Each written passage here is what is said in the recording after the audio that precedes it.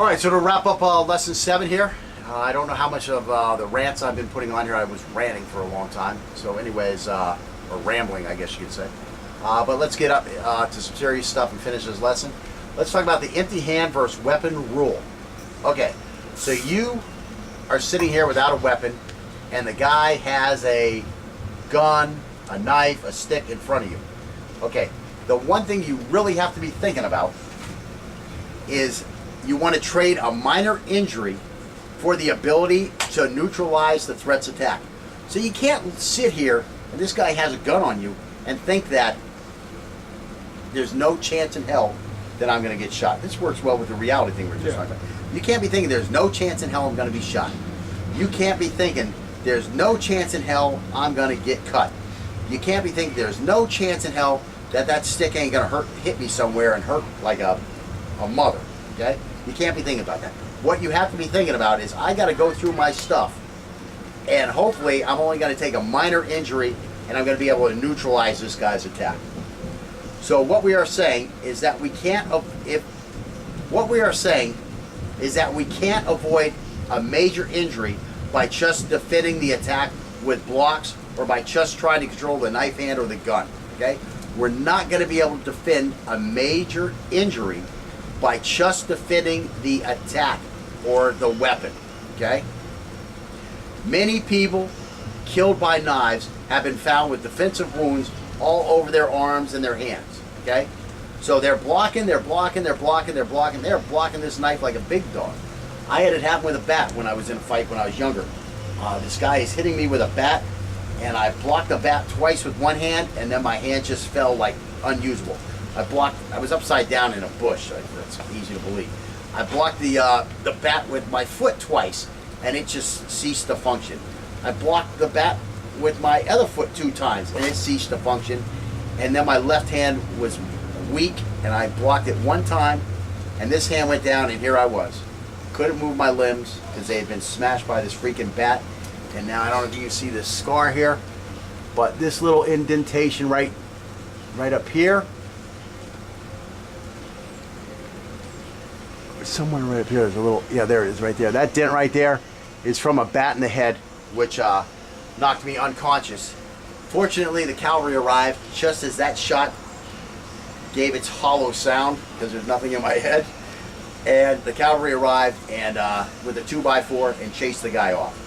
So I got up and I went to a nice, what was that? It was near Air Force Base, so I went to a nice Air Force base, and they were able to stitch me up for free, and away I went.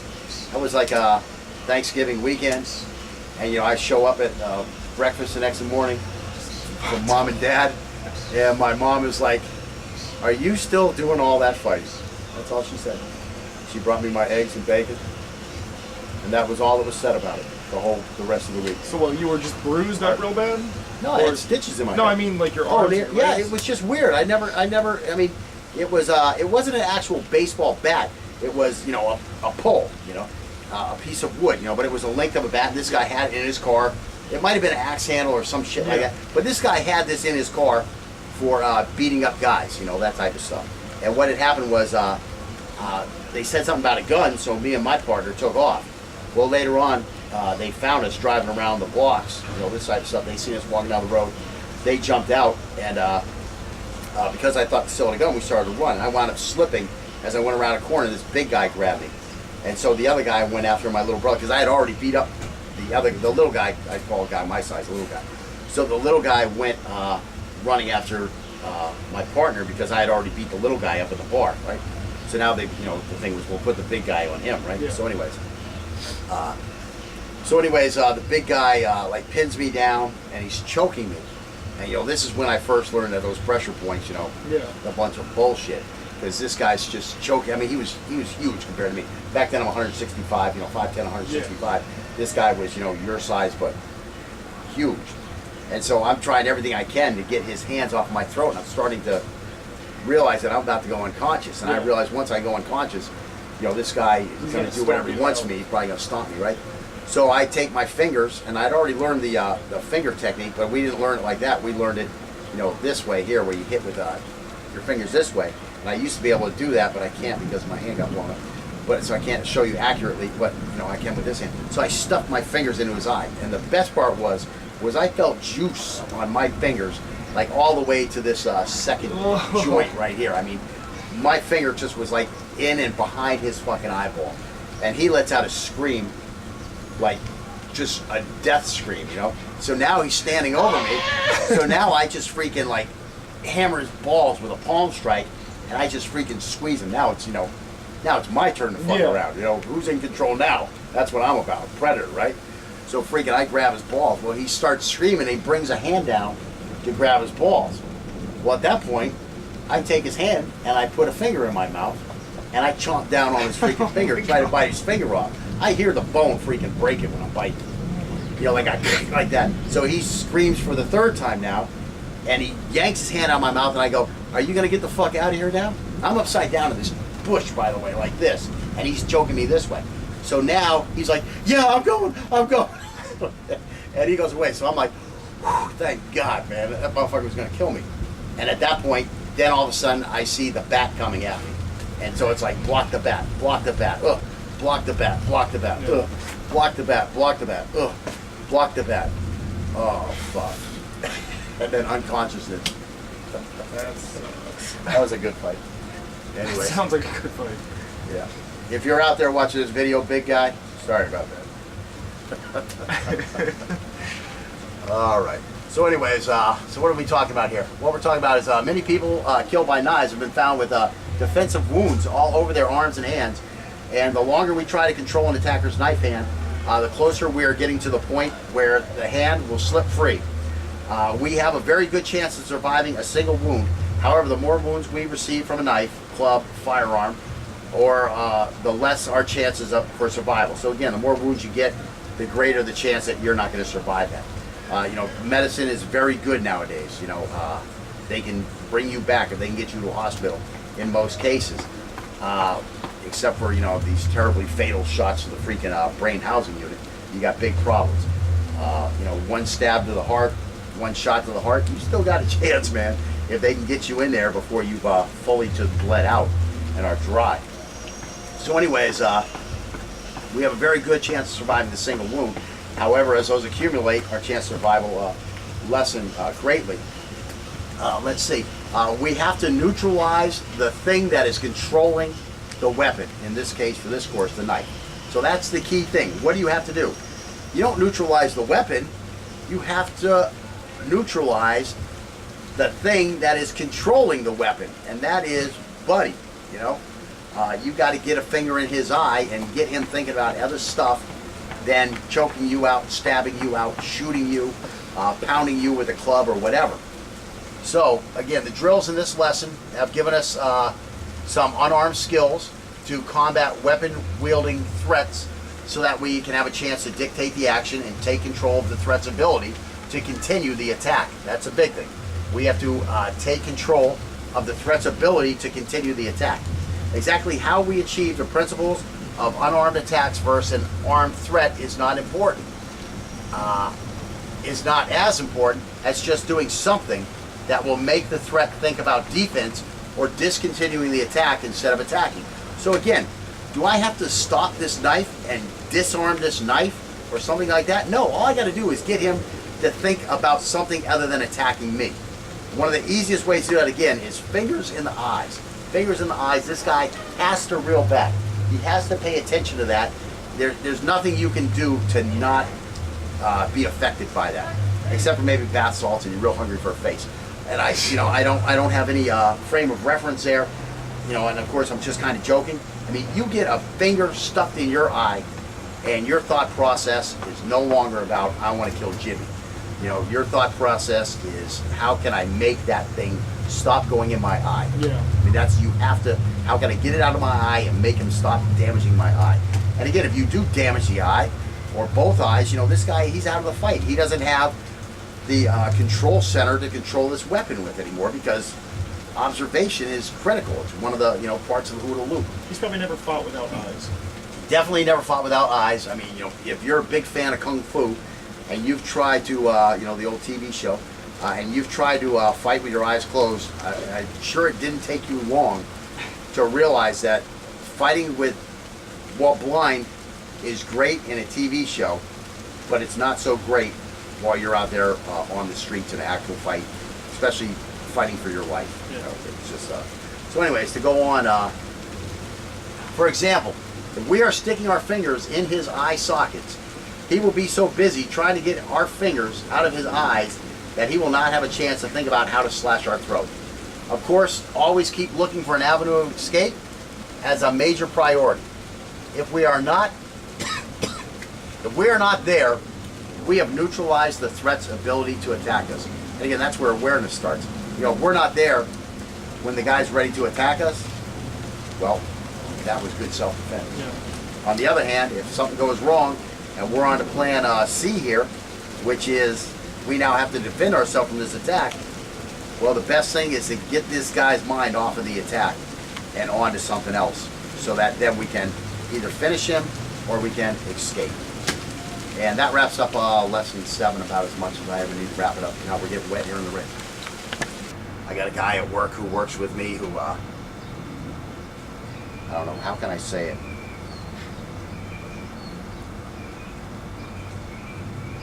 Too young to understand the realities of life, but thinks he really understands stuff. You know what I'm saying? Has guns, has knives, never trained in any of them. Thinks it's going to be just like the movies. You know, you both will have your guns out at 10 paces, and you know, because he's a young guy, he's going to outgun you down. The quick and the dead, easy. The quick and the dead. Him being the dead, the guy who trained, or the guy who's been on the streets fighting, being the quick. And it's a lot. It's like that for a lot. I always talk about, one of the things I always talk about was I saw a video on YouTube. One of the most, I've never found it again. Somebody took it down, I think. But one of the most amazing videos I've ever seen when you talk about somebody not accepting the realities of life as they're playing out in front of them right now. So there's a counter. Let me kind of think what we can do here. So let's say there's a counter over here. There's a counter here, and the guy behind here is the guy at the store, and I'm the bad guy. Now over here is the exit, and what happens is they like have one of those areas where it's like a door here and a door here. Yeah. So there's a door over there and a door here. So to leave the store, I'm gonna have to run over here, go through this door into this little entryway, and then turn this way and go out a door over there. So this guy goes to rob the store. He gets the money, he grabs the money, and he turns to run. As soon as he turns, this guy is like reaching underneath the counter, grabbing his gun. And his gun is there ready to shoot, because when he pops up, he fires.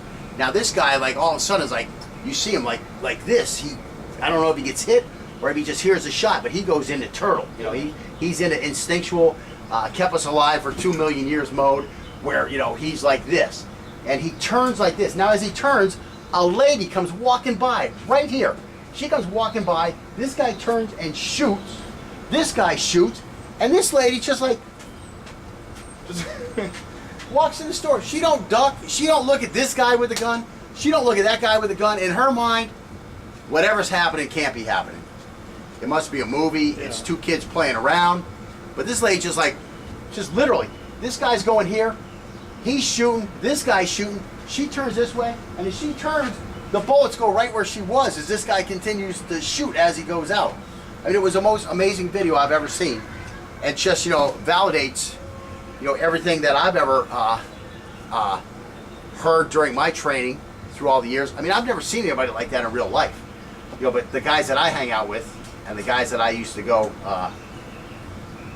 fight with, let's say, you know, were guys who understood reality. Bikers and other military guys understand the reality, and that was usually who I was hanging out with or who I was fighting.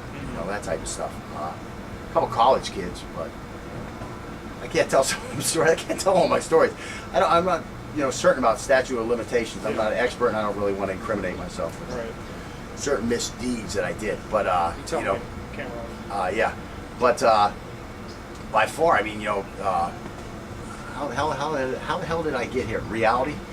Reality? You just put the chair up there and started talking. Yeah, but where did that story come before that? Anyways, maybe I can edit this thing and get back to where I was. You said the guy that you work with is unaware of reality. Oh, yeah. So I'm just talking about, you know, there are people out there who are completely unaware of realities of things. And I mean, that's an extreme case that I just said right there. But other stuff, you own a gun and you leave your gun in your glove box when you walk into the gas station, ding, ding, ding, ding, ding, you are not living in reality. Because where do you think you're going to get robbed? While you're sitting in your car and you have time to get your glove box open and get your weapon out? Or is it more likely going to be once you step out of your car with your keys in your hand and this guy wants your car or your wallet? Now your gun's over there. Ding, ding, ding, ding, ding. Wake up call. Reality calling. Reality calling. Go get your freaking concealed weapons permit. Scott doesn't have a concealed weapons permit. I'm not talking to you about that. Yeah. But it's kind of funny how that came up. But you need if you're gonna carry a gun, have a thing. Where do you keep your gun at home? When you go to bed at night. Nightstand. Yeah. Nightstand when you go to bed. It's an okay spot. It's okay. It's an okay spot. But if that guy is quiet enough to get into your house, quiet enough to get in your bedroom. Now who's going to be? Well, I mean, I keep my door locked. Yeah, these are things you have to do. I mean, my gun is also not. I used to sleep with my gun under my pillow. I'm thinking in that mode right now. Now I don't. Now it is in a safer space, and you got to remember, where's the guy think your gun is? Probably right next to my nightstand. Right in your nightstand. I mean, so I don't keep mine in my nightstand. I keep it in a little different area, where a guy would really have to know me to know where that gun is. You know what I'm saying? Whereas everybody else, they're going to go for the nightstand, I think, at nighttime. You got your arms crossed, feeling a little defensive? No, I keep my door locked and my nightstand is on the other side of my bed, away from the door, so it's in a safer, so you're it's smart. in a Yeah, safer so that's, spot. So he's got a long way to go to get there. Yeah. You'd have to climb over me in bed. And again, that's stuff you have to think about. This is stuff that you definitely have to think about, That's reality. What are some other realities? I mean, carrying a knife and not knowing how to use a knife. You guys see it all the time. You guys have friends out there, they got the knife, they got the knife, they got the knife, they got the knife. Have they ever done anything with a knife other than, cut a steak? You know what I'm saying? I mean, when was the last time let's say this. What does 100% of their knife usage have to deal with? Is any of it combat training related? Or is it, I cut my steak, I cut the chicken before I put it on the grill. What else can you do with a knife? You can cut some rope. I can, Open boxes. Open boxes. What's another thing you do with the wires? Well, whittle. Shaving What do they call when you do that? There's a specific word for it. I can't think. Somebody will put a comment down there. But you're taking the rubber off, stripping the wire. That's what it is. Stripping the wire. I mean, that's using a knife for a skill, but it has absolutely nothing to do with combat. And now you're going to put this knife here, which again, it has its pros and its cons. Its pros are, if I'm a criminal and I'm looking for an easy kill, being take down of the money, and I see you have a knife, I have to be cognizant of that, or I'm not going to have a long career as a criminal. You know what I'm saying? I do have to look at that. Now, if I'm a thug and I want to come and take somebody down, who's up here, I don't want to just take them down. They're here and I want to take them here. I want to take them for the long drop, the long drop, I want to get the guy with the knife. You know what I'm saying? That's what I want to do. I want to break the confidence of a guy who has confidence. Breaking the confidence of a guy who doesn't have any confidence, that ain't no fun. That's easy. You know what I'm saying? That's bullying. Yeah, I mean, I want to be a predator, and I want to kill predators. Right. You know what I'm saying? That's the psycho that you have to be ready for. If you're not training for that guy, God forbid he ever comes and finds you. What's the other one I wanted to say? There was one other thing I want to say, now I've lost it. Knives, the predator. Oh yeah, my favorite crime. This is my favorite crime of every crime I've ever heard of. This is my favorite crime. And again, apologies in advance to the two victims. Yeah. So a guy and his girlfriend, this was on True TV or something, right? A guy and his girlfriend go out necking. And they go down to the railroad tracks, which are on the outskirts of town. And it must be some kind of little, I can't remember exactly the layout, but there was like a parking area and the railroad tracks are here. So they're down by the railroad tracks parking. And, Buddy wants to get some nookie probably, right? He doesn't have his own apartment or some shit, or maybe, they just want to do something in the car, whatever. So they're out there trying to get some nookie. Well, along come three cons. At least two of them were cons. I think all three of them were cons. So they see this car out there, and they probably know that the couple's come out here to do a little nookie. And they probably, have seen this guy around town and know that he carries a couple $100 bills in his pocket. And meanwhile, they can't get good jobs because they're cons, and you know, God knows what the excuse is, but they got to come get this money from this guy. So they come to rob these two, and they decide, wow, his girlfriend looks good.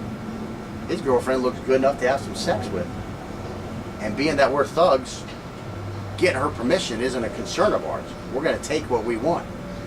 Well, you know, to be blunt, I mean, you're not going to put your thing in here because she might bite it, right? So she got like 2 working orifices where 2 of you can get busy right now, right? Well, what about the third guy? He needs an orifice. So what do? They rape the guy too. They rape the girl, and then they rape the guy. All 3 of them. We're not just going to screw them one time. Ain't no cars coming by. Let's hit it again. Let's get our nuts off a couple times. I mean, this is the guy you got to be thinking about. These are the guys you got to be thinking about because they are out there. Yeah. You know, you can't be oblivious to these guys. You can't be oblivious, right? You got to say that these guys are out there, and if you make a mistake, they're going to be gunning for you. I mean, could a buddy had a gun in his car? Could a buddy had a knife in his car? Yeah. Did they give a F? No, they knew Buddy was out there with his hot little piece of sugar, and Buddy had money, and they wanted sugar and money, and they didn't mind a little brown sugar, a little Hershey, let's say, along the way, even if it was Buddy's Hershey. You know, I mean, these guys are out there. I mean, I'm laughing my ass off just to, I don't know. because it's so absurd. That's what I'm laughing at. I'm Yeah, laughing about the that's absurdity of things. Absurd things are funny to me. I don't know, maybe you have to be laying underneath a building that got blown up for a couple hours, waiting to die, and then you get this way? I don't know. Maybe you got to get shot a couple times, then you get this way. A couple knife fights, hitting the head with a bat, knocked out. You know, it's not my fault that I'm this way. You know, life was harsh to me. I'm sure I drove the train in that direction. But anyways, you know, who are you training for? Are you training for your Uncle Smitty? I'm training for a 3-man rapist. Or are you training for the 3-man rapist who, you know, I don't know if he killed the guy or they lived afterwards. You know, that you'd almost want to be like, Probably want to die. I don't know, is dying, you know, is it that bad? You're not in prison. You just got punked real bad. Something you got to live with, man. Something you got to live with. Something you got to live Be with. on a vengeful. But again, you know, if you had your knife with you, if you had your handgun somewhere close, not locked in the glove box,